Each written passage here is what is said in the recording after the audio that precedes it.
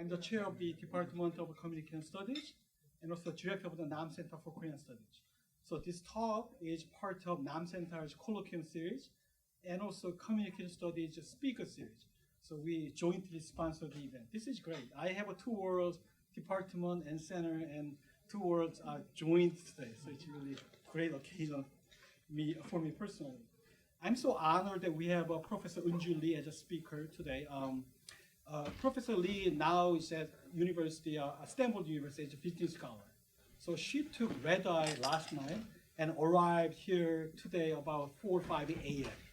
So it was really, hopefully the flight was not eventful. So I'm really glad that Professor Lee is able to come to visit Michigan to give a talk today. She received a PhD from Stanford University and also currently a professor in the Department of Communication at Seoul National University in South Korea.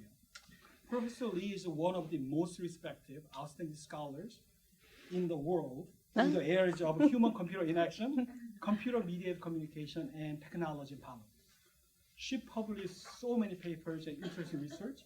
Most recent research focused on users' comments on news internet websites and how that affect their information processing and impression formation. And also, there are several interesting works that she did recently about politicians' use of social media and its impact, particularly Twitter. So probably some of her research may be featured in today's talk. She published, as I said, a lot of papers and solid work, more than 50 peer-reviewed papers and chapters, and many of her papers recognized as top papers at international conferences, including International Communication Association and National Communication Association and Association for Education in Journalism and Mass Communication. Professor Lee has assumed key leading roles in the field. International Communication Association has been trying to internationalize the discipline. And Professor Lee was voted as a representative for the ICA representing whole East Asia, one person for the East Asia, but she carried that role, and was associate editor for Journal of Communication and Human Communication Research, top journals in the field, and also was a co-editor for Media Psychology. And she's an incoming editor in human communication research as well. So today's talk is titled "When User Comments Meet the News: Korean Case Studies." Please join me welcoming Professor.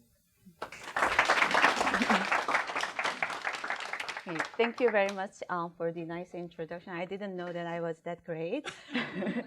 And also thank you for the welcome rain. I came from California, which has been suffering from severe drought for several months now. So it's kind of refreshing and it should be good to our skin, right? So let me open the presentation file. Okay, let me see. Okay, I'm an expert in communication and technology, and I can't find how to open. Okay, here it is. Okay, so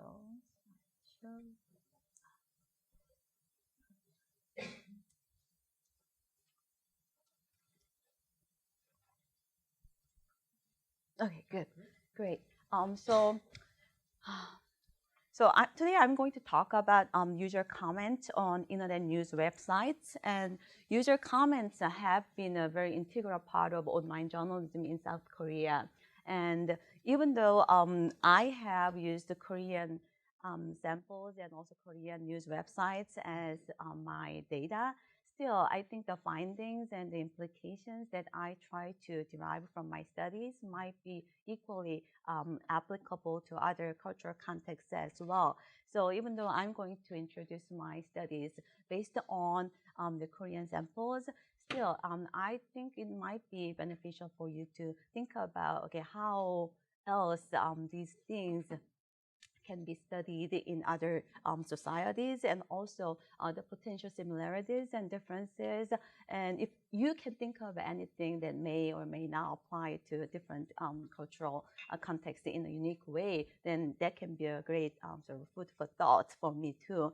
So maybe after my presentation, I would welcome any comments from you in terms of, okay, which part of the findings might be more unique and confined to Korean society and have something to do with some unique features of how the journalism is done and how mass media are perceived in Korea, as opposed to how the media establishments are perceived and function in other societies.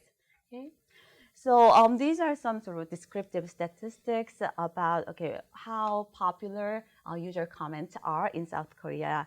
So for example, even though the percentage of people who usually read user comments have dropped for the past several years, there still, lots of people usually read the user comments when they read online news. So as you can tell here, over 60% of people say that they usually read other people's comments when they go to online news websites.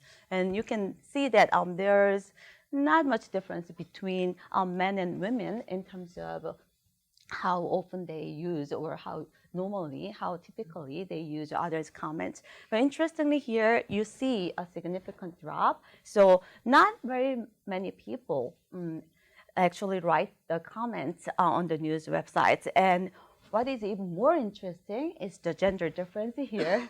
So about 11% of men reported that they write comments on the news sites, whereas only 3.4% of women said that they do the same thing.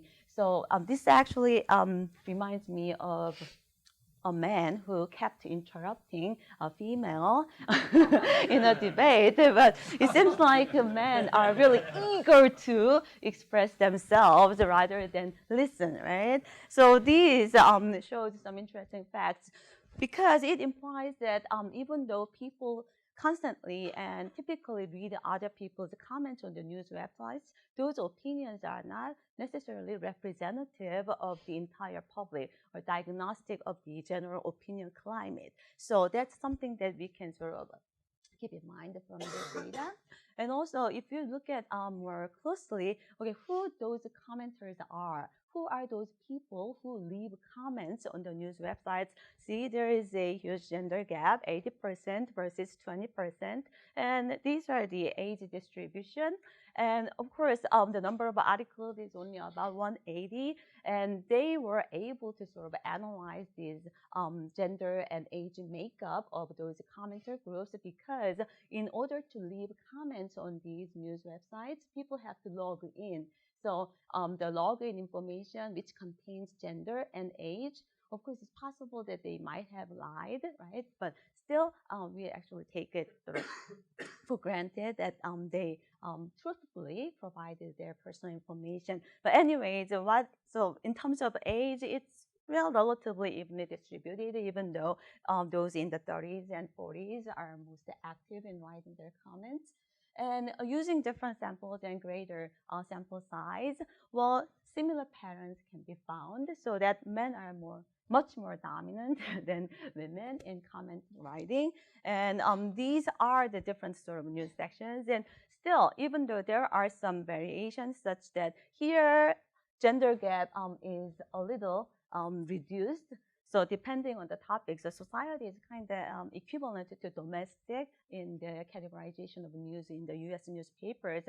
But anyways, so likewise here, well, the gap is slightly reduced. But as you can tell, across different news topics and news sections, well, there is huge gender differences. So, well, just looking at the gender composition in and of itself, we can say that, okay, the opinions expressed in user comments do not necessarily represent the entire public. So it is kind of dangerous and erroneous to infer the public opinion based upon some several anonymous user comments.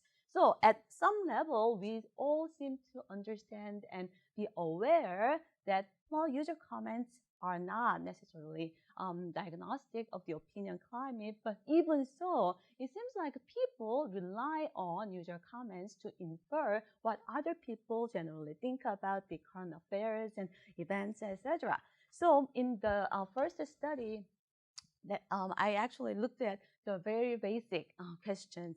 So do people indeed infer the public opinion from these several others, unknown and anonymous others' comments?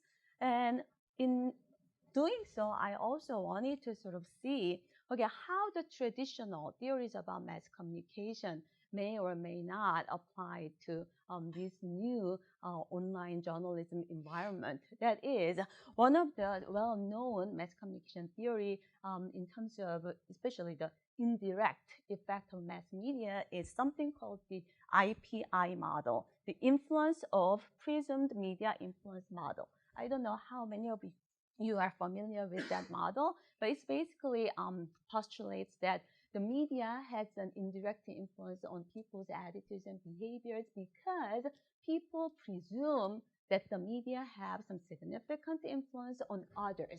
So people think media affects others, and thus, thereby, they also change their own opinions and attitudes and behaviors, maybe. So that's a model that has been used to explain how adolescents' smoking behavior might be affected by the public campaign. So the adolescents actually believe that when they are exposed to a media campaign, like an anti-smoking campaign, they believe that their peers, their friends would be affected by the campaign, and thus they sort of follow and adhere to the peer norm as they presume. So the influence of the presumed media influence model has been used to account for the indirect media effects. The media doesn't really directly change people's opinions, but it may change people's opinions by changing their perception about how other people's, mostly significant others' opinions may change as a function of the exposure to the media. So, but when people presume that media would have huge influence, it's probably because they don't have any other evidence to the contrary. That is, it may be just safe, or they don't have any other choice.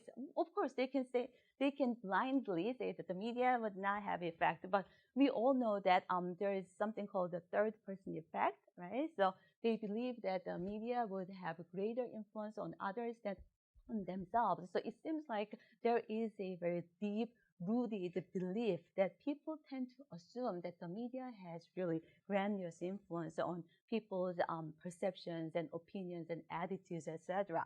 So, but what if there is some tangible evidence to the contrary in the form of user comments? So now when we read a newspaper, when we read a news story online, then the news story is associated with some other readers' reactions. It could be most prominently in the form of user comments. And that's something that we are interested in here. But at the same time, the user reactions can be provided in aggregated forms, like statistical summary. How many people approve this news article and disapprove this news article? Thumbs up, thumbs down. So there could be some other forms of user reactions that are attached to the news article that shows and tells people how other people actually think about the news. That information was not available in traditional news consumption context, right? People would usually read the newspaper in a very isolated and individual fashion, right? But now, even though people are reading a news article on the internet by themselves, still they can have this sort of virtual conversation with other readers, potentially very heterogeneous, and could involve a large number of people. And based on that information, people may be able to infer the public opinion which challenges their presumption about media influence. So basically, what if all the user comments oppose the news article? Would people still presume that the media would have influence on others? Would people still assume that the media would change people's attitudes and behaviors in the direction that the journalist argues? So that was the question. So would people be able to sort of adjust their assumption about the media influence when they are given the information that wasn't available before? That was the question. So changing news environment might ask us to revisit the assumptions that have been held true for the past several decades in mass communication research. So that was one thing. And in doing so, as I briefly mentioned, I wanted to compare different forms of user reactions. So in doing so, okay, user comments on the one hand, and the approval ratings, thumbs up, thumbs down on the other hand. But even though these two forms are very distinctive and appear to be new type of sort of additional information given on the news websites, well, we can actually make some analogy to the very typical evidence that has been used in persuasion literature. So there are two distinct forms of evidence typically used in persuasion. One is the exemplars and anecdotes, and the other is the statistical summary. So user comments seem to be likened to exemplars and anecdotes because that provides us some individual stories, whereas the approval ratings, thumbs up and thumbs down, basically shows the statistical summary, right? So what we know from the persuasion literature is that even though the statistical summary is more representative of the general trend and thus can help us form a more accurate picture of reality, still, in many cases, exemplars and anecdotes are more powerful in forming people's perceptions and attitudes. And there is, of course, always an exception, such that when people are high on need for cognition. If you are in the media studies program, then you probably are familiar with that concept, right? So it's one of those individual differences, the extent to which a person enjoys analytical thinking. So if you are kind of person who enjoys thinking deeply even when it's not necessary, and thinking is my kind of fun type of person, then you are high on need for cognition. So the enjoyment of analytical thinking is usually the sort of definition of need for cognition. And for those high on this dimension, well, it's actually the statistical summary that can be more influential than anecdotes. So those who are really thinking hard, well, they actually sort of differentiate the Q value of a statistical summary and the anecdotes. So I considered this as a potential moderator of how these two different forms of user reactions might affect people's inferences about public opinion and also their own personal opinion in comparison to what is expressed in the user reactions, whether it is user comments or the approval ratings. And study method is typical traditional experiments, and I used two different issues for the sake of generalizability. These days, if you are using only one issue, well, that can be a reason to be used for a desk reject, which I don't really like. But anyways, well, yeah, over these years, people seem to have developed a real strong feelings against this single issue, the generalizability issue. But anyways, I used two different issues, and thankfully and luckily, I didn't find any significant interaction involving the issue. So for the following analysis, I collapsed the data across the issues. So you won't see that as a key variable. And other three different experimental conditions. So first, individual comment condition and the approval ratings. And there is a control group there, in which the participants only saw the news article without other people's reactions. So that served as a sort of baseline. And then need for cognition was measured as a continuous variable. But because of this repeated measured thing, we dichotomized into low versus high. And because I was interested in how the other readers' reactions that oppose and challenges the journalist position would affect people's adjustment of the presumption about media influence, the other readers' reactions were always incongruent with the news position or the mismatched with the news slant. And this is the sort of screenshot that we used. So that's the news article part. And then this is the user comment. And these are the sort of best comments that attracted more reactions, because for even with each individual comment, there could be some thumbs up and thumbs down, approve versus disapprove button. And here, this is the approval ratings, thumbs up and thumbs down. So because in the case of user comments, we used all the challenging comments or incongruent comments.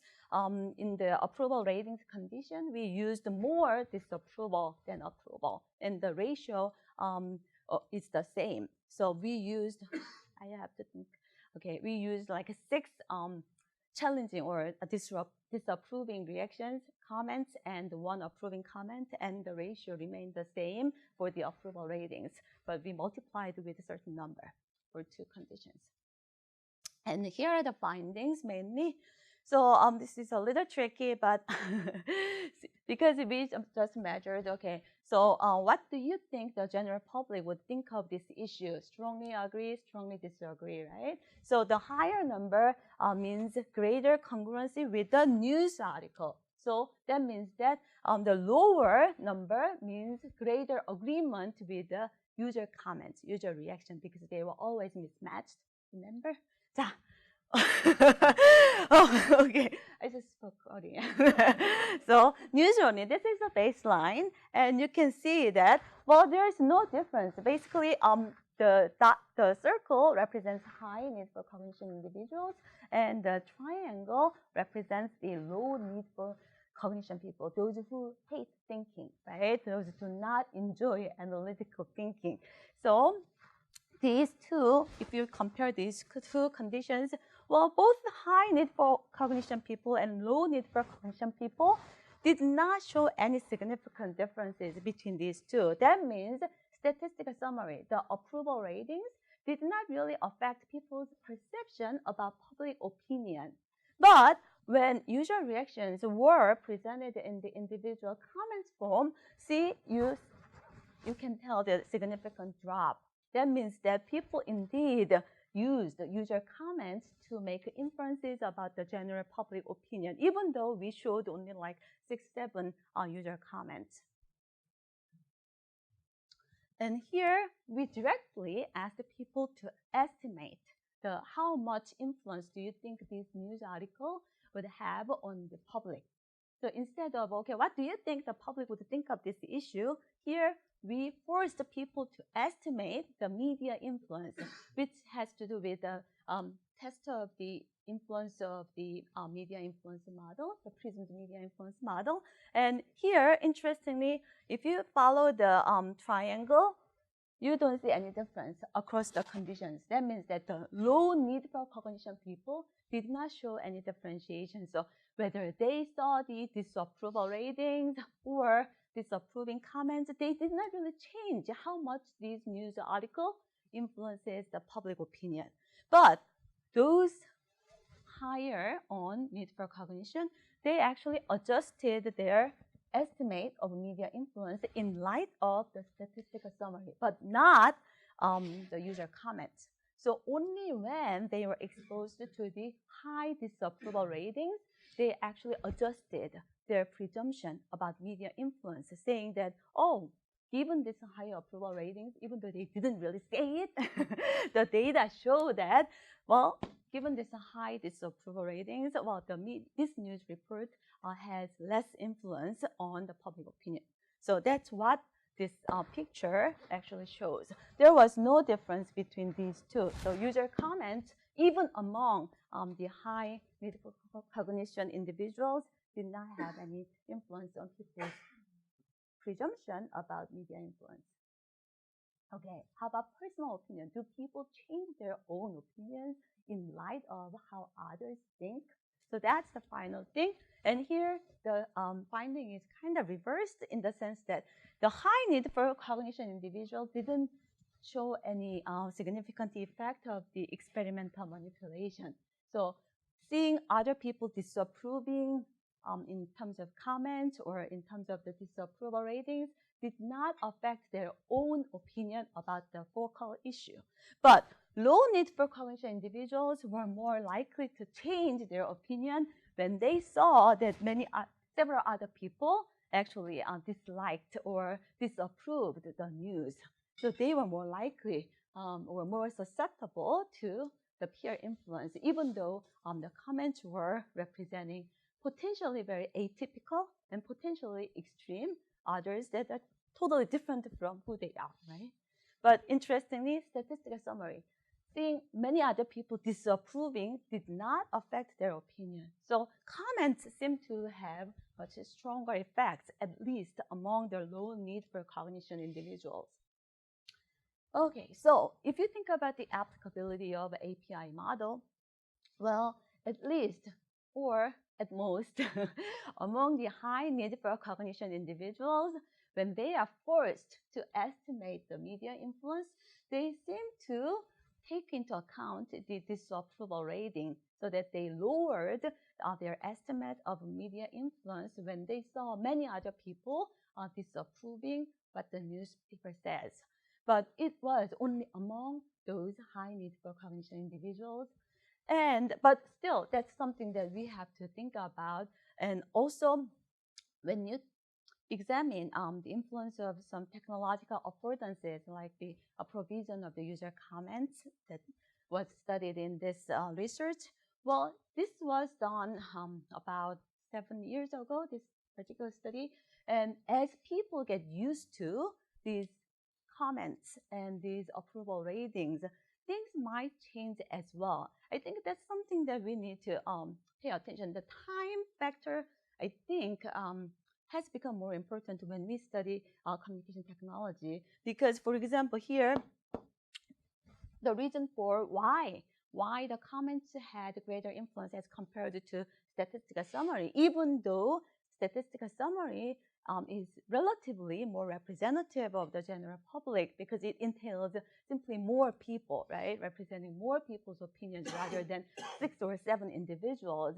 Well, there is something called the exemplification theory, which basically talks about the relative advantages of anecdotes and individual stories as opposed to the cold data. But here, we found that even though it was sort of a manipulation check to see how many people actually noticed the disapproval ratings and also the tone of other user comments, well, it was pretty good, but compared to the user comments, less people were correctly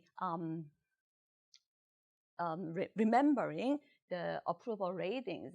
So people didn't really pay as much attention to the numbers per se. And recently I conducted a sort of cross-cultural study working with my German collaborators on these projects, some extension of this project. And we found that the manipulation totally failed. That is, when we manipulated the number of people who liked the story, well, the participants didn't really pay attention to the number of likes. So they did not even remember, okay, what they saw. So manipulation failed. We could not use the data, but we learned an important lesson in a hard way. So that's why I'm saying that, well, maybe back then, 8 years ago, well, people still, the approval ratings and user comments were kind of a novelty, right? It was a new thing, new experience. So people paid a decent amount of attention. But now they're kind of used to it. And as they are used to it, they become more blind and oblivious to such features. So maybe even if we sort of replicate such findings in a very controlled laboratory settings, in real life, people may not acknowledge such things as important and valid cues in their processing of the news and their understanding of reality. So that's, I think, something very important that we have to keep in mind, especially those who are skeptical about the experimental studies.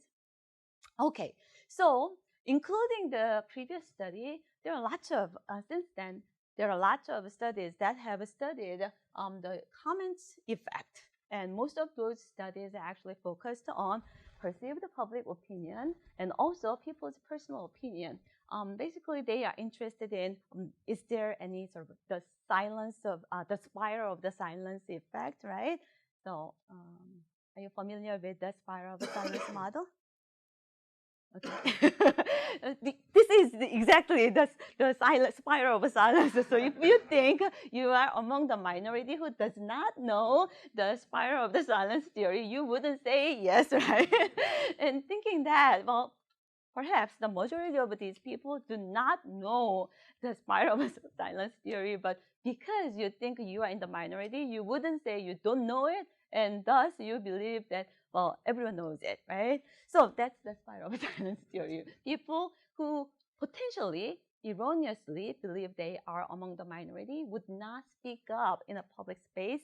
Thus, their voices would not be heard and therefore become the real minority. So that's basically a very crude description about the theory. But in line with the spiral of the silence theory, the comments effects have been very extensively studied.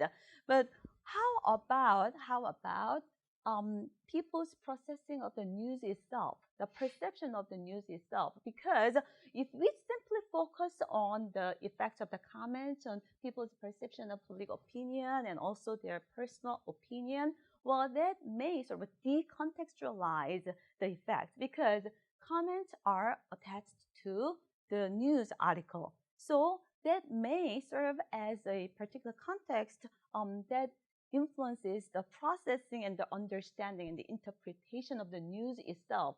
And I thought about the hostile media perception, which is another very classical concept in mass communication research.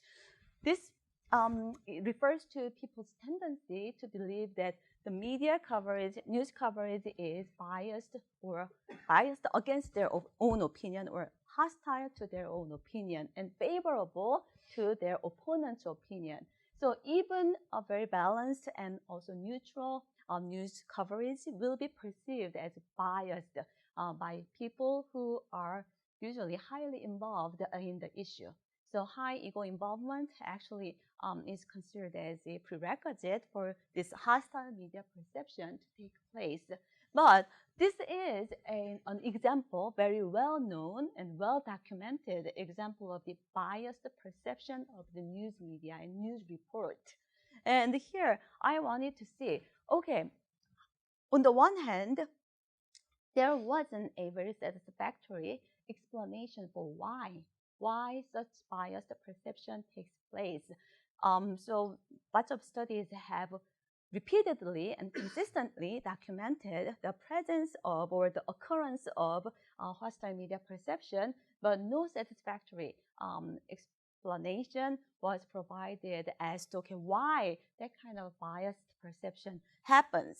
And there were a couple of sort of hints and the accounts provided by some researchers. And the first one was, this is something that the label that I actually attached. So some people argue that, okay, it's because people tend to infer the public opinion from the interpersonal conversation that they have, mostly with like-minded others.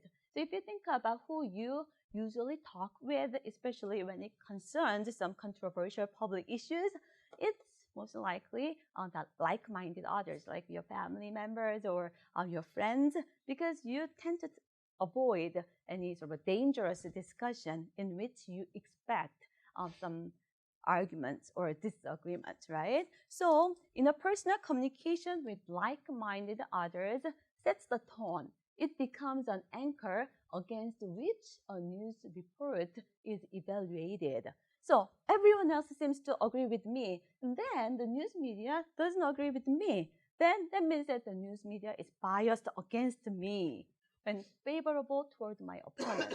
So this biased standard or biased anchor that is set by my interpersonal network may incur that kind of biased perception of news media, the hostile media perception.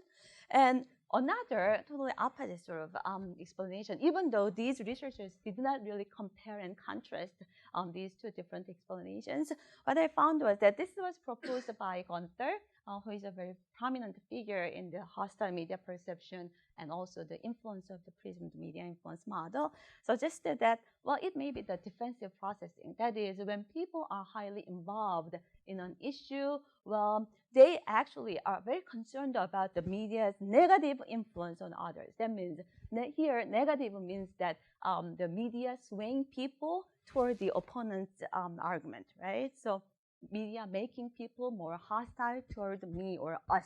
So that's the concern that people have. And because of this concern, people cannot process the media information in an unbiased or objective manner. Instead, they become very defensive, and thus, while they are actually blaming the media, even though the media do not do anything wrong. So these two things, so if you consider these two accounts and try to sort of connect with perceived public opinion, it actually makes two opposite predictions, competing directions. That is, biased standard account says that if you think the public is on your side, then you expect the news media to be on your side as well. And when the media does not conform to that expectation, you blame the media to be hostile, right? So biased standard account would predict that when people see the user comments congruent with their own opinion, then they would be more likely to show the hostile media perception because the media is not very well aligned with the public opinion. So that's this account prediction. And if we buy defensive processing account, then it's quite the opposite.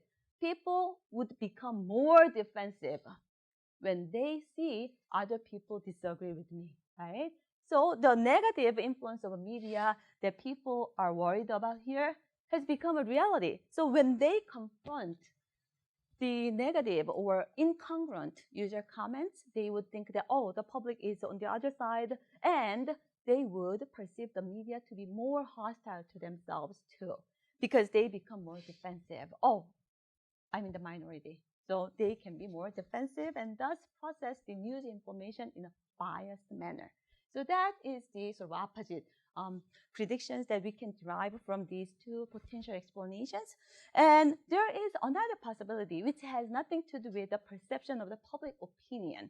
That is misattribution or confusion over the source. When people are exposed to both the news article and other users' comments concurrently, they do not remember, okay, which one was telling this negative information. That is, people may not be able to correctly recognize or correctly recall, okay, was this a part of the news article or was this a part of the user comment? So when other people disagree with me in user comments, people may erroneously think that it was part of the news and blame the news to be hostile. So hostile media perception may occur as a result of misattribution. People blame the media or the news article for what other users said in their comments. So of course, this has nothing to do with the traditional hostile media perception because hostile media perception, that notion was introduced without, even well before the user comments were available. But this is another factor that may affect the occurrence of hostile media perception in the new media environment. So I examined that. And here, we also consider the ego involvement as a moderator because, as I said, the defensive processing was in the first place more likely among the highly involved people, those who have a higher stake at the issue, so they are more likely to be concerned about other people not agreeing with them and more defensive. And also, the likelihood of relying on other users' comments may also change depending on how involved they are, because ego involvement is one of the well-known predictors of how systematically people process information, how carefully people process information, right? So if high ego involvement predicts more systematic information processing, then more involved individuals may be better able to discount several other people's comments as a diagnostic cue to the general public opinion. So that was the idea. So maybe it is less involved individuals who are peripherally processing the information who is more susceptible to other people's comments in making judgment about public opinion. So that was a potential possibility. Okay, and misattribution as well. So if they are less carefully processing the information, they do not pay as much attention to which information is from the news article and which information is from the user comments. So they are more likely to be confused about the source and thus blame the news media for what other users said. So that was the idea. And another web-based experiment, and here I used a single issue, but luckily the reviewers were okay with that. And I used a neutral article. It's well balanced. It's a half cons and half pros. So both sides of the arguments were provided in a balanced manner, but the user comments were varied. So either congruent, here congruent with the readers, the participants' own position versus incongruent with the user's own position, the reader's position. So that half of the cases, people saw other people agreeing with me, and the other half saw other people disagreeing with me with a neutral, identical news article. Okay, including one minority opinion, that's just to give a sense of realistic the idea. And measures, okay, we perceived public opinion and perceived news position. That was the measure to assess the hostile media perception. And also here again, we directly asked, okay, how impartial or biased you think the news media is. So other than indirectly inferring the hostile media perception by simply asking, okay, what do you think the news supports? We also asked them to estimate how biased or how impartial the news report was. So this is the basic finding, but I was not able to include it here. But these findings are confined to the high ego involvement individuals. So low ego involvement individuals did not show these findings. There was, even though they also inferred the public opinion based upon the user comments, that was a very robust findings. So it is indeed the case that people seem to rely on those unrepresentative, very tiny, small biased sample of others' comments as a direct cue to the public opinion, regardless of their involvement level. But it did not affect the hostile media perception or their assessment of news impartiality. But for high ego individual, ego involvement people, actually, we find some support for the second hypothesis, the defensive processing hypothesis, such that, okay, when people saw the congruent comments as opposed to or as compared to those who saw incongruent comments, well, they thought the public opinion was more congruent with their own position. So they infer the public opinion from the comments. And then when they believe that the public is friendly, not hostile, then they were less likely to perceive that the media is hostile. That is, it is when people believe, if we just flip-flop the story, then it is when people believe that the public opinion is hostile to themselves that they blame the media as well. So that is the defensive processing hypothesis. And there was this misattribution, the direct effect as well, which is not through the perception of the public opinion. That is, when people saw incongruent comments, so those comments disagreeing with their own opinion, well, they felt that the media was hostile to themselves. That is, they sort of seem to have, we cannot really directly test it, but they seem to have some confusion over the source, so that it was not, this direct effect was not explained by the changing perception of the public opinion. Okay, and then this one, as I said, other than asking, okay, what do you think the news slant was, we also asked them to estimate how impartial and how biased the news report was.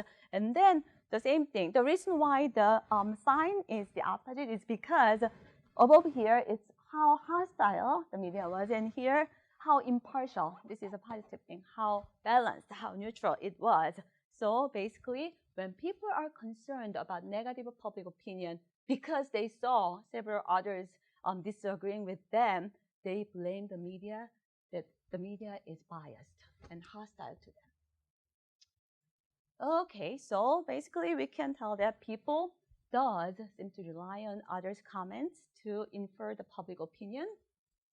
And the findings supports the defensive processing account because if the biased anchor account is correct, then we should have found the opposite result. The more congenial the public opinion is perceived to be, the less likely people should have blamed the media to be hostile, but it was the opposite.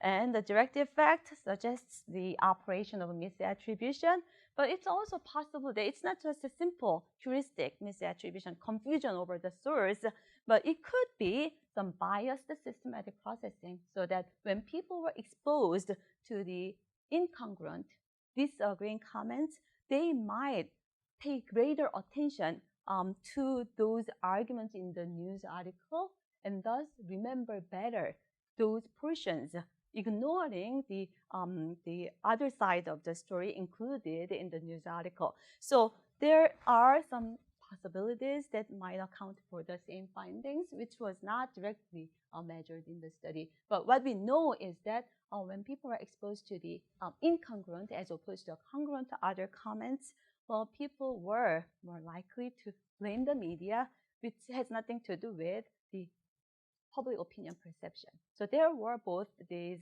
direct effects and the indirect effects, and these effects were likely to occur among high ego involvement individuals. Okay, now, so I don't know if you were aware of this incident, which was about 4 or 5 months ago. So the White House announced that President and First Lady Obama's eldest daughter, Malia, had decided on Harvard University for undergrad. However, they also announced that she will take a gap year break before enrolling in the Ivy League school in 2017. And if you thought to yourself, well, who can hate on that? Prepare to be both surprised and disappointed. Who gives a crap about little monkey? Little ape should go to college in Africa. That's not it.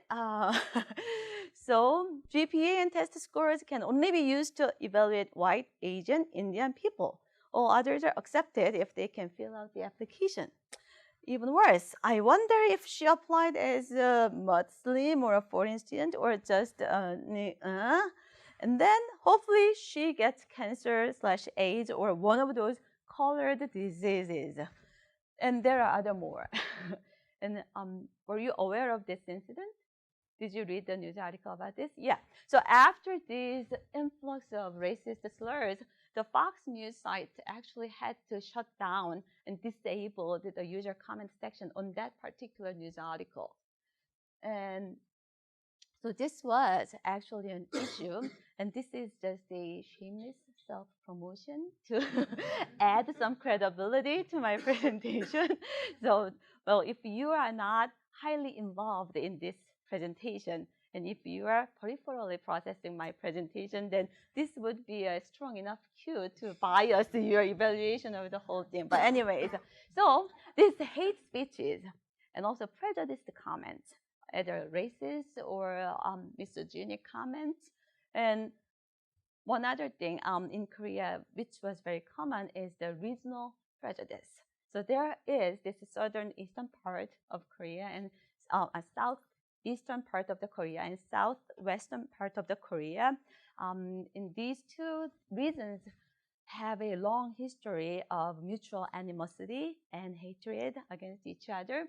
And it was so severe, and in whatever news, even though the news itself has nothing to do with the regional prejudice, well, people would leave some comments that invoke the regional prejudice and the stereotypes.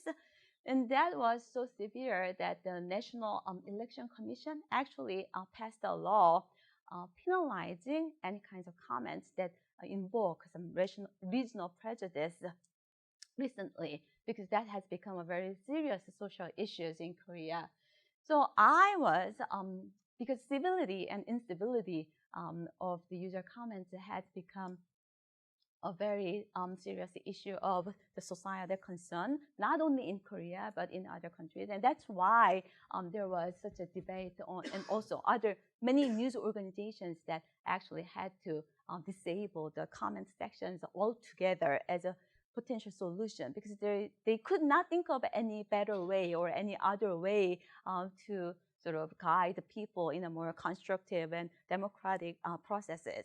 But anyway, so I wanted to see, okay, so what kinds of effects such comments, the prejudiced comments, would have on people's understanding of the news and also their perceptions of reality. So I thought that, well, it's not just sufficient to compare the civil comments versus uncivil comments and which one has more influence on people's opinions.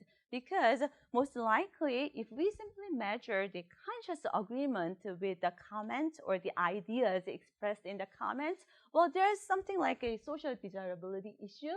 So the people, even though they may secretly agree with those uncivil comments, but they may not say so, right, in a paper, pencil, or online questionnaire. So maybe we should, and also the attitude change, how strongly you agree with the statements given in user comments may not be the only thing or only effect that may occur as a result of the exposure to such comments. So I just wanted to see, okay, what else? What else does such comment can do to people's cognitions and understanding of reality?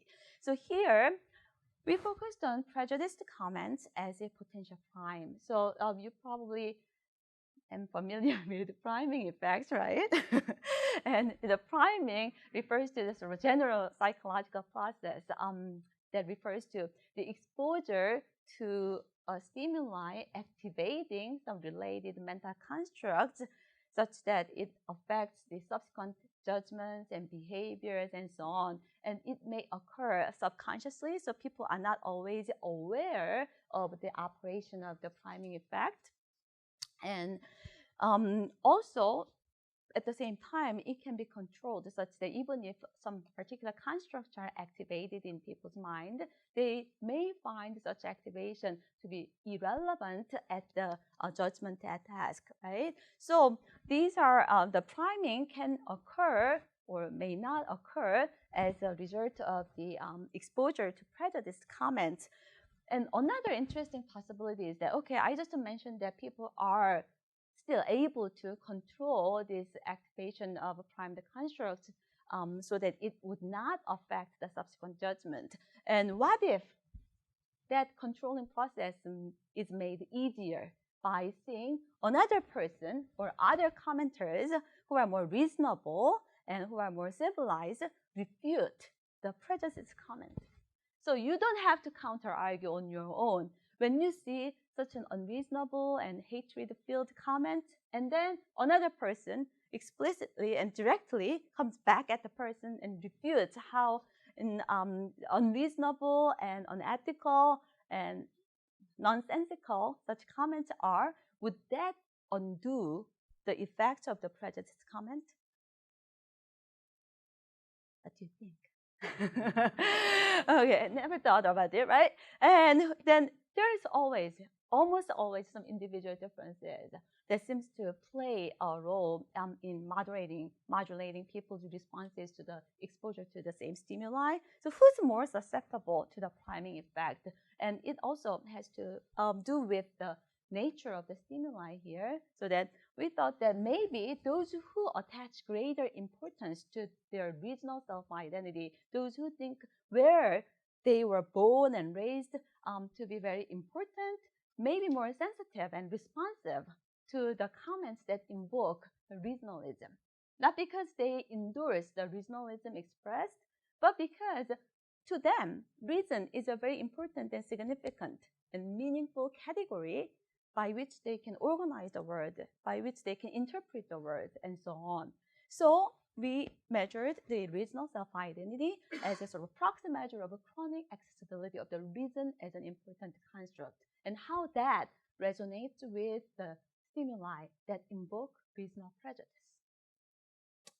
So this is an example of the regionalism-laden comment. So 경상도 and 전라도 represent the two rival reasons that I mentioned.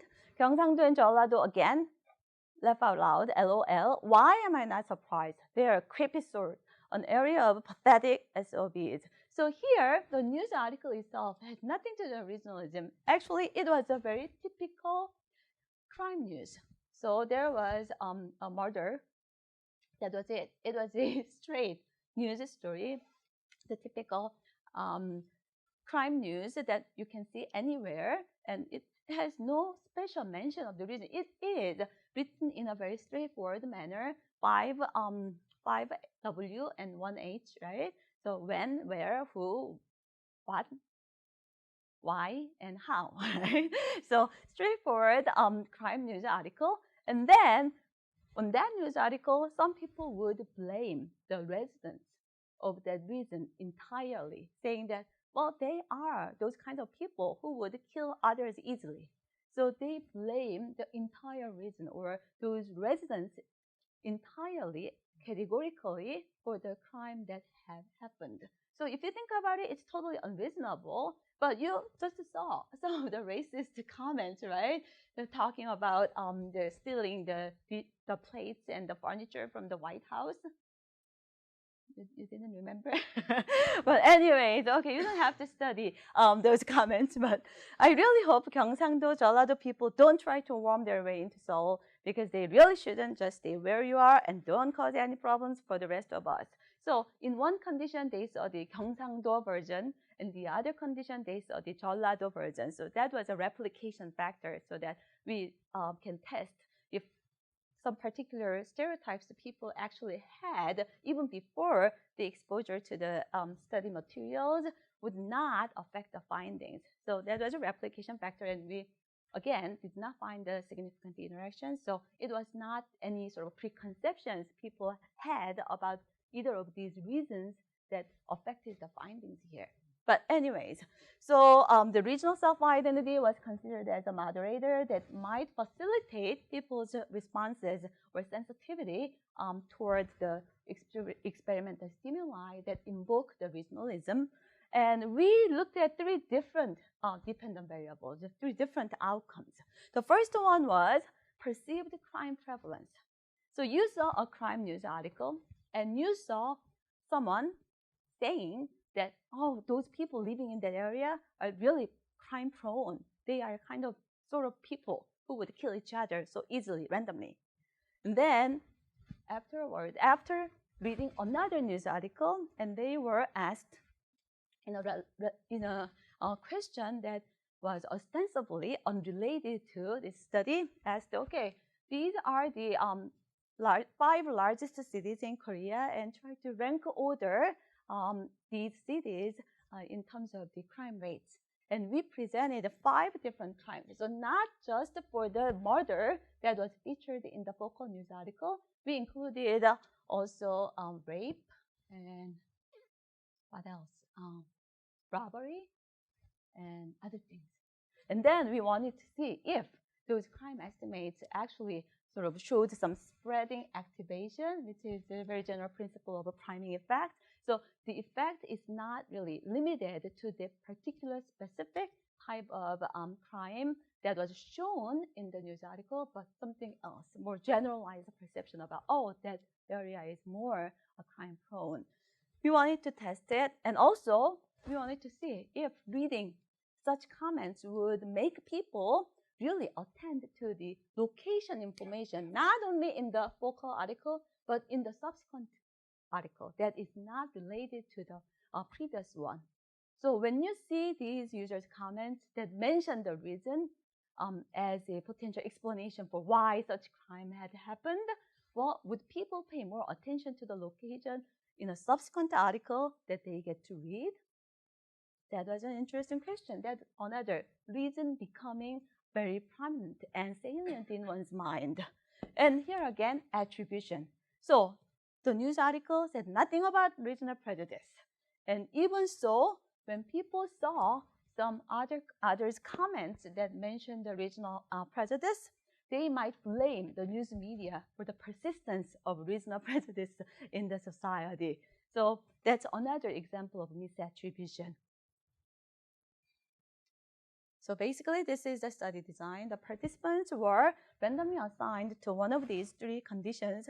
The regionalism, this is the regionalism invoked condition, and there was no prime control condition wherein only regionalism irrelevant comments were shown. So, and here 5 regionalism irrelevant comments, and then 2 regionalism invoking comments that you saw on the previous page. And what is interesting is this condition, regionalism counterbalance. That is, one person showed the regionalism invoking comment, and another person actually refuted, saying that, great, regionalism again. People looking to hate every chance they find. You seriously think people commit crimes because they are from Gyeongsangdo or Jeollado? So it really exposes how irrational such accusation is. So you don't have to think hard and, oh, this doesn't seem too relevant. Someone else has already done that job for you. And would that affect the activation, the deactivation of already activated prime? That was my question. So here, as I said, there was this individual differences, the regional self-identity, how attached people, how strongly attached people are to their regional identity, how important they believe their regional identity is. So, as you can tell, there was no significant differences across these experimental conditions. Control condition, regionalism counterbalanced, regionalism invoked.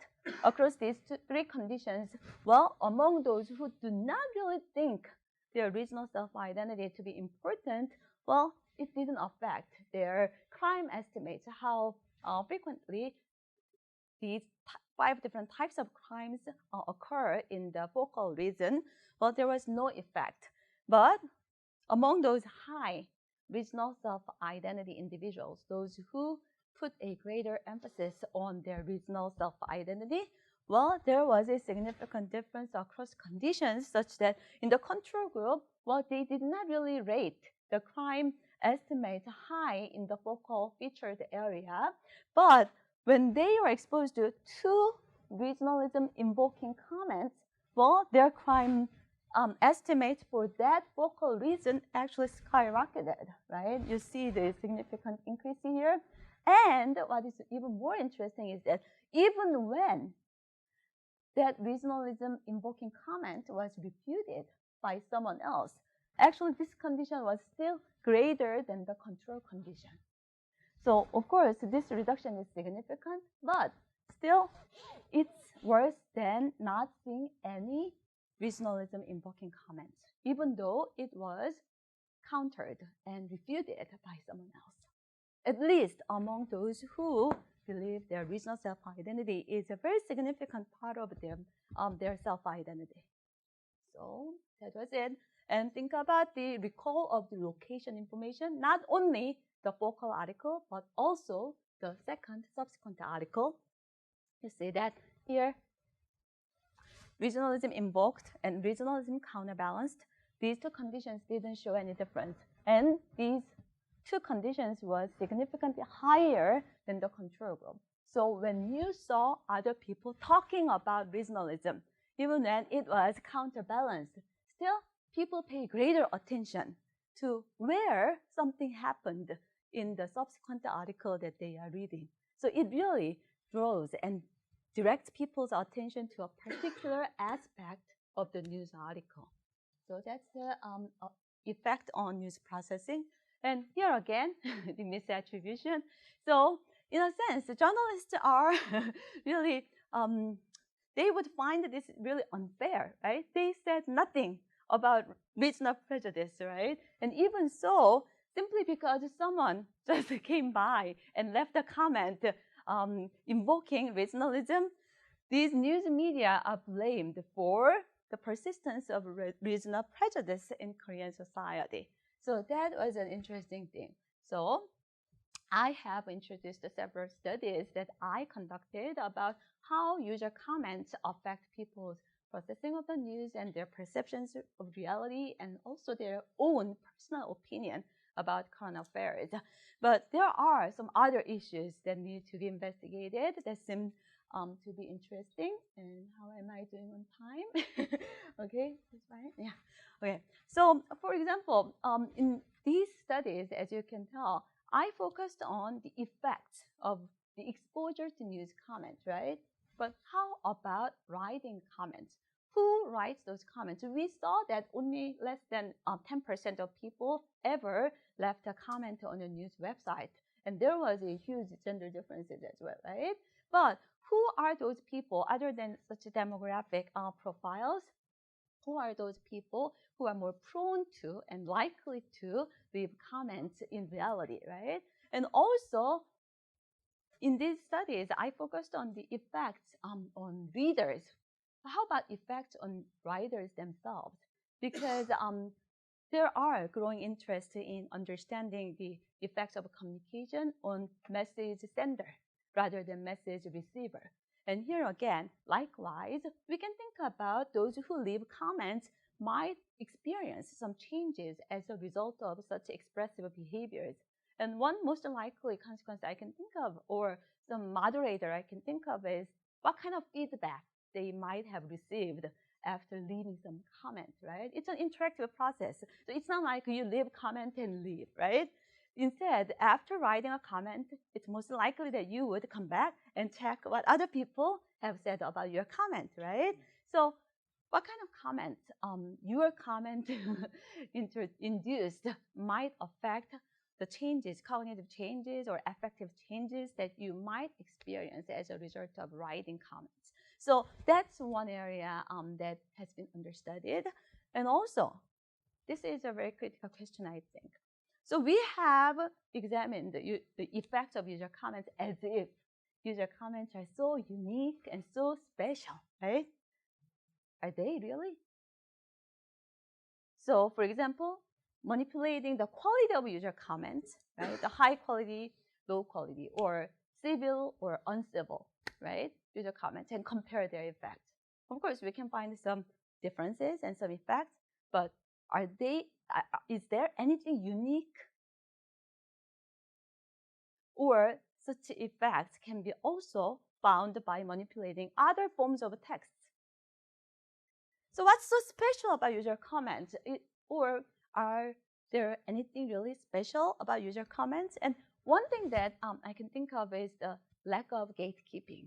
I think one of the potential reasons why people rely so much on these several user comments to make inferences about public opinion is because they somehow believe that those comments are unedited, unfiltered. So it's not like the letters to the editor that the traditional newspapers used to print after a series of gatekeeping processes. Well, they kind of believe that, oh, these comments are from lay people, just like me, ordinary people, and they are unfiltered. So it is really transparent, and it really shows the honest and unedited reactions from other people. And thus, it is kind of safe or even reasonable to use those cues in order to understand the public opinion. Because otherwise, we don't really have any other means to judge or understand the public opinion. Public opinion polls, well, they are sometimes available, but not every issue, not for every issue. But anyway, so one possibility is the moderation. Then, if it is indeed the case that people trust user comments and use such comments to infer public opinion because they believe these are unedited, unfiltered opinions directly from lay people, well then, what if when they are exposed to the notion that, okay, these comments are edited, or put it differently, these comments are moderated. The website owner has the right to delete the comment that's not suitable for this comment section. Actually, many news organizations like the New York Times moderates and monitors the user comment section because they would like to avoid any sort of the defamation cases, legal accountabilities, right?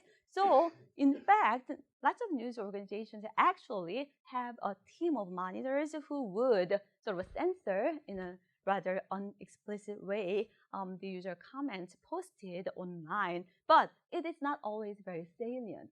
So what if we make it very salient and explicit, saying that, and also even show the example that this comment was deleted, so that people are reminded that maybe these are not necessarily the unedited reflection of the opinion climate. Would people still rely on these comments to understand the public opinion?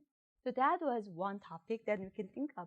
And also another research question similarly is, okay, user comments are sort of independently provided, right? It is associated with a news article, but they are published as a sort of separate entity, right?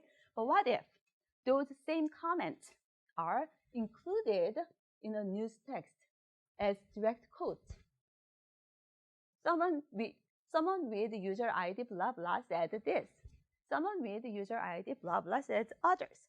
So basically the content remains the same. In both conditions, you would read the news article, same news article, and the same user comments, but in one condition, you see them as a separate user comment section, or in the other condition, you see it as a part of a news article. That means that the journalist picked and chose those comments, right? There was some gatekeeping involved.